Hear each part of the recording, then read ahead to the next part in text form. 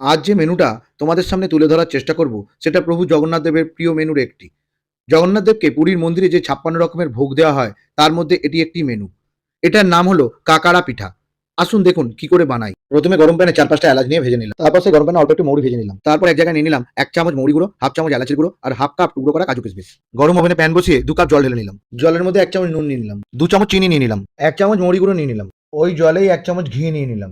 ২ cup সুজি আস্তে আস্তে ঢেলে দিলাম। সুজিটা টাইট হওয়া অব্দি কিছুক্ষণ নাড়তে হবে। সুজিটা নাড়তে নাড়তে মাখা মাখা হয়ে গেলে নামিয়ে নেব। গরম প্যানে ২ কাপ নারকেল কোড়া নিয়ে নেব। টুকরো করা খেজুর গুড় হাফ কাপ নিয়ে নেব। ভালো করে নেড়ে চেড়ে নেব। এলাচ গুঁড়ো দিয়ে নেব। মিষ্টিটাকে ব্যালেন্স করতে ১ চিমটে গোলমরিচ গুঁড়ো নিয়ে নেব। ভালো করে নেড়ে নেব। নারকেলের পুর রেডি। নারকেলের টুকরো করা কাজু কিশমিশ ছড়িয়ে দিলাম। হাতে কিছুটা ঘি লাগিয়ে ময়দার মতন মেখে নিলাম। সুজিটাকে কিছুটা বাটির মতন করে তাতে নারকেলের পুর দিয়ে লম্বা লম্বা করে মুড়ে ফেলবো।